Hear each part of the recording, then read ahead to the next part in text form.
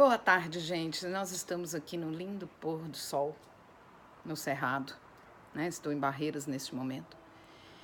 E apreciando, né? Uma das coisas mais lindas que tem.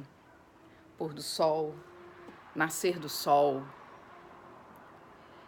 que são uma das coisas belas da vida. Nascer do sol quando tem, a maior parte das pessoas estão dormindo. O pôr do sol, quase ninguém vê. As pessoas estão ocupadas demais, né?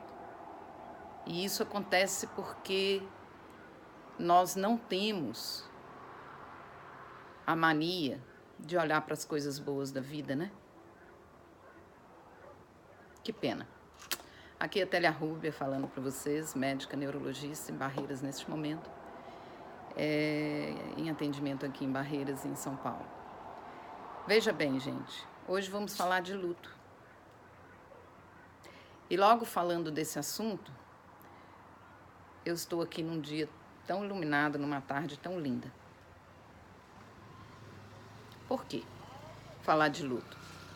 Porque uma paciente minha pediu, ela está passando por um momento de perda muito grande na vida. E eu prometi para ela que eu ia fazer. A morte. Ninguém gosta de falar em morte, ninguém gosta de pensar em morte, né? Por que será que não pensamos e não gostamos? Porque a morte é a prova incontestável, de que a gente não controla nada. Então a gente não pode garantir nem que vai estar vivo daqui 5 minutos.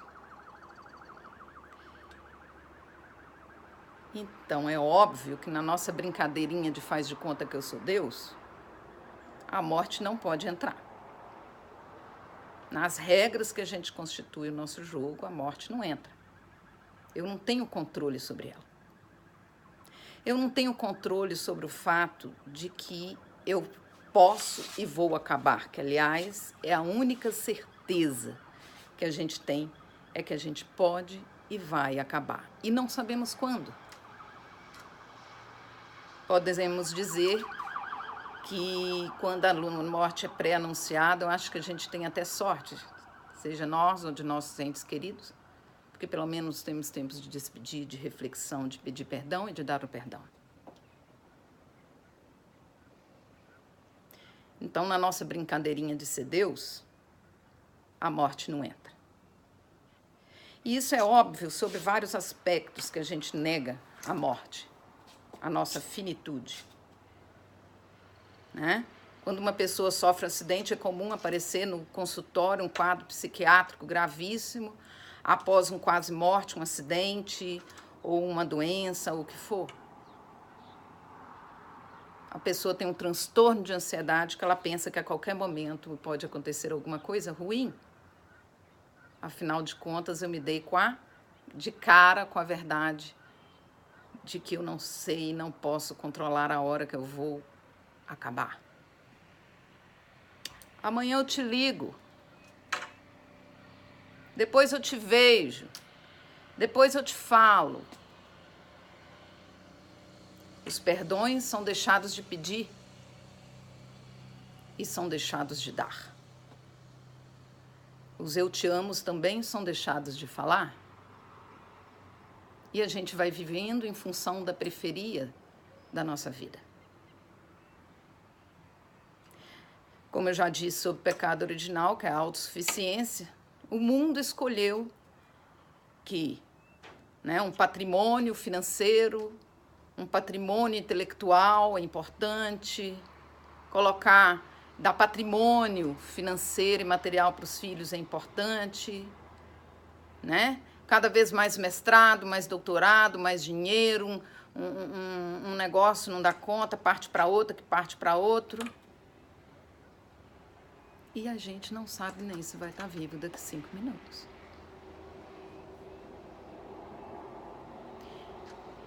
E aí vem a morte. Qual o problema da morte? problema da morte, não só da morte, como de todas as perdas e frustrações, projetos malfadados, anúncio de doenças graves, frustrações, mudanças repentinas, perdas de emprego. Tudo isso é extremamente traumático, porque, afinal de contas, não estava nos meus planos. Isso não pode acontecer. Como que pode acontecer a morte? Eu tinha planejado um monte de coisa, como é que pode acontecer? Então, um processo que envolve, 4 fases, que é a negação, frente a um processo de muita dor e perda e sofrimento. No início eu nego, para não atrapalhar, está fora dos meus planos, eu não sou capaz de lidar com alguma coisa que eu não posso controlar. São os imprevistos, as coisas que a gente não controla. Aí depois vem a fase da revolta. Não é possível. Como que pode acontecer alguma coisa disso? Não, porque nessa hora até, para quem não acredita em Deus, Deus existe, né? Tá vendo? Por isso que não existe Deus. Que Deus que ama é esse que permite isso? E aí, nós vamos progredindo nessa vida. De frustração em frustração, de planos errados em planos errados. E aí, rezando, e torcendo para não acontecer uma grande perda, para estragar tudo. E de novo vem o maldito pecado original. Eu não pergunto nada para Deus. Quais são as prioridades, aonde eu tenho que chegar? Eu acredito ser um verdadeiro Deus. Então eu vejo pessoas às vezes falando assim: mas se eu estivesse, eu estou deprimido. Por que você está deprimido? Ah, minha mãe morreu. Por quê? Ah, porque eu sou médico, eu sou isso, eu sou psicólogo, eu sou padre, eu sou não sei o quê. E se eu estivesse lá, eu salvo tantas pessoas e eles vão... E meu pai, minha mãe, minha irmã, eu não salvei? Seja de lá, de qual for a perda que Deus permitiu.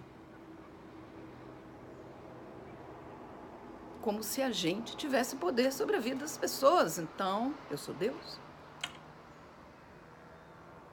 Ah, doutora, por que você não resolveu? Ah, porque eu não estava lá quando a minha mãe precisou, eu não consegui dar o que ela precisava, eu não conseguia ficar perto na hora da morte, eu não pude dar ajuda por vários motivos, seja limitação financeira, emocional, psicológica, o que for, de lidar com a morte ou quase morte.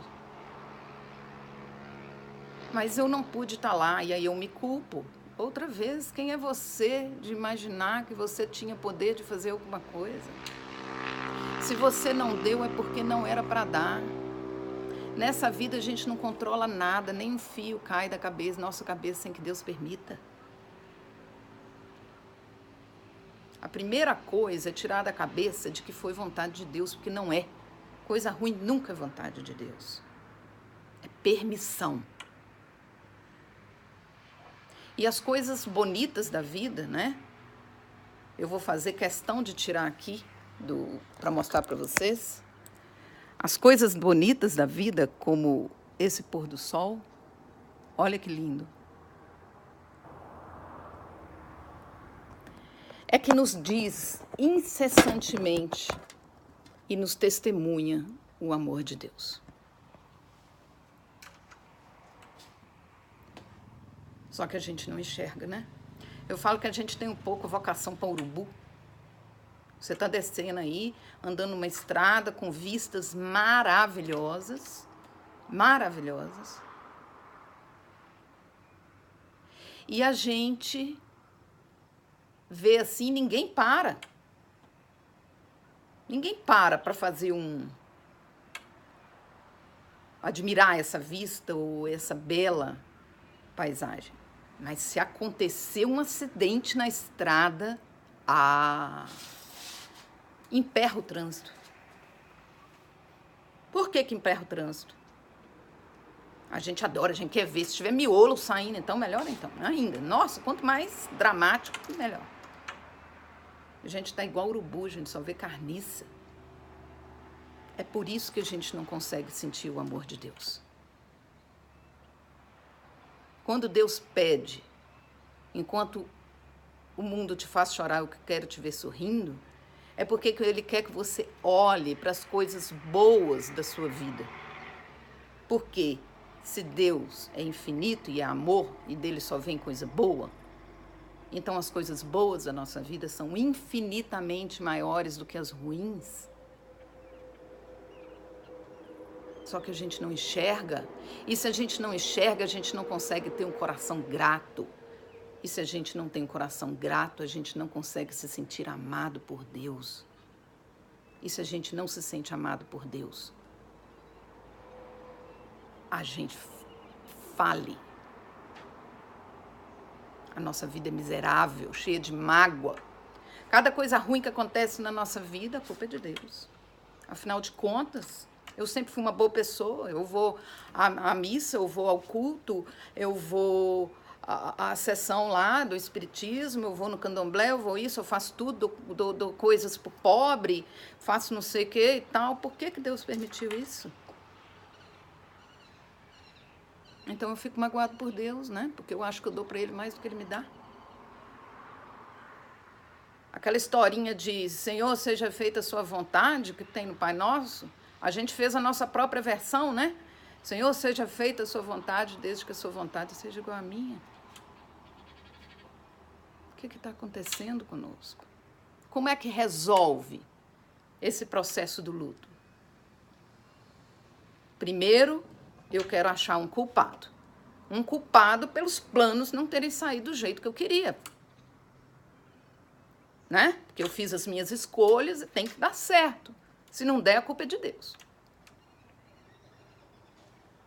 Então, com isso, com as minhas escolhas de prioridades, definição de prioridades absolutamente equivocadas, né? Eu não consegui trabalhar minhas mágoas em relação aos meus entes queridos, eu não consegui dar o perdão, eu não consegui pedir o perdão.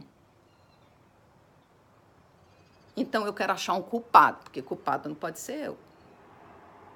Daí a revolta. Culpada é da irmã, é da tia, é da mãe, menos minha. E, na verdade, é porque eu me sinto culpado.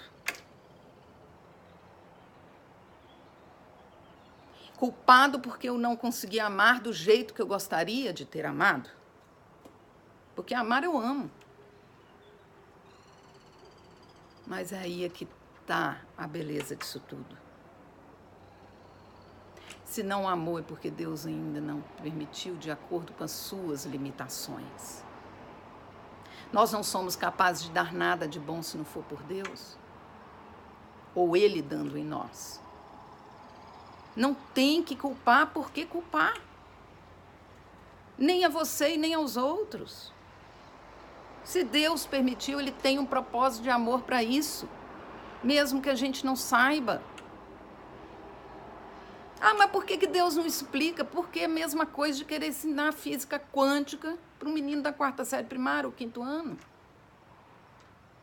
Não adianta eu querer ensinar e ele querer aprender, ele não tem condição. As variáveis são infinitas.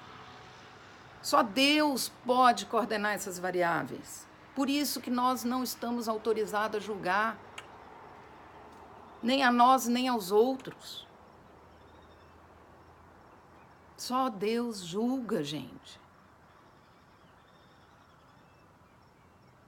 Então, quando acontece com a gente, e a nossa ficha ainda não tinha caído, quer dizer, eu não tinha preparado, eu não estava apto.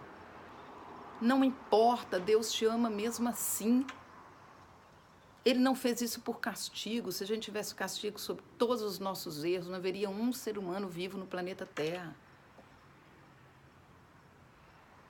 Não é castigo, Deus não é Deus de castigo, é Deus de misericórdia.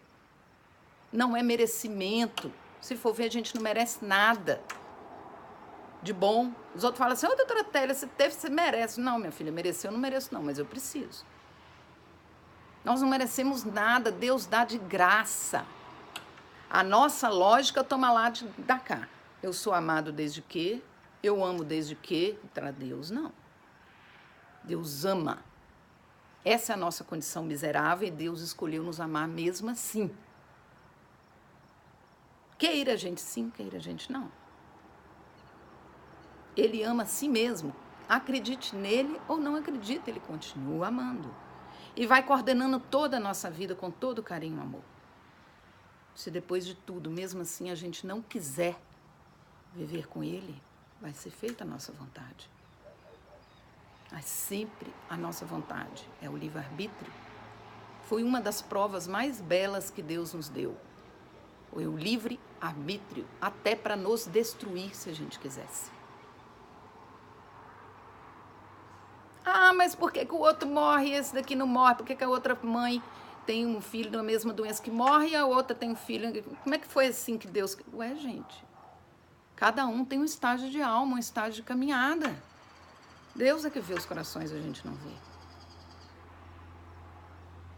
Então, o meu convite é justamente para vocês olharem, se deixarem ser amados para Deus e ter a capacidade de olhar para as coisas boas. Imagine você sem os olhos que te permitem enxergar, sem as pernas que te permitem andar, ou receber um diagnóstico de uma doença terrível que não tem cura, ou a perda de alguém sem poder despedir. A consciência da morte, ela é fundamental, que nos traz responsabilidade nas nossas decisões. Eu vou e volto de São Paulo, porque minha família está lá, por problema de saúde. Na hora que eu venho, eu peço a Deus a oportunidade, se for da vontade dele, de acordo com o plano dele, que eu tenha a oportunidade de abraçar os meus filhos e meu marido outra vez. Porque eu tenho a consciência de que pode acontecer comigo. Isso me dá mais responsabilidade ao estabelecer as minhas prioridades. É a noção exata da minha finitude, da minha pequenez. Não sejamos tão convencidos, né? Arrogantes, ao pensar que eu deveria ter dado isso ou aquilo. Não, eu dei o que eu pude. Se meus filhos morrerem hoje, né? Eu fiz tudo como mãe? Não, eu fiz tudo que eu pude. E isso para mim me basta. Porque eu quero ser uma boa mãe e Deus vai ser uma boa mãe em mim. Então vai ser de acordo com o que eu posso e com os planos de Deus. Eu não vou me culpar. Nem pela minha morte, nem pela morte daqueles que eu amo. Isso faz de mim mais responsável pelas minhas prioridades. Não é ficar com essa brincadeirinha de ser Deus, que eu não sou, para depois ficar revoltado. Quem roubou, né? Quem tirou de mim? Isso não estava nos meus planos? Ou ficar deprimido porque se sente culpado porque poderia ter dado mais e não deu? Pelo amor de Deus, quem é você para falar que você vai salvar seu ente querido? Quem salva é Deus. Quem é você para achar que você vai jogar as palavras, ou a semente, o apoio, o abraço e o outro vai colher? Porque não tem jeito de ajudar quem não quer ser ajudado. E só Deus sabe o caminho, a nós compete a oração. Sejamos mais humildes e conscientes da nossa própria miséria. E só vamos conseguir resolver o luto, o dia, a aceitação verdadeira do luto, o dia que a gente tiver a percepção da nossa humanidade, aceitar a nossa humanidade, que a gente não controla e não dirige nada, nem mesmo os nossos defeitos e a nossa vontade. Se hoje eu decidir que eu quero ser santa, mesmo assim, eu não vou conseguir ser santa, se não for por Deus e Ele ser santo em mim. A lógica de Deus é outra, minha gente. A lógica dele é assim, a Télia vai ter que enfiar o pé na jaca 20 vezes para ela chegar onde eu quero que ela chegue. Ela enfiou a primeira vez, aí Deus fala assim, oba, só falta 19. A lógica dele é outra, não é a nossa. Vamos aceitar.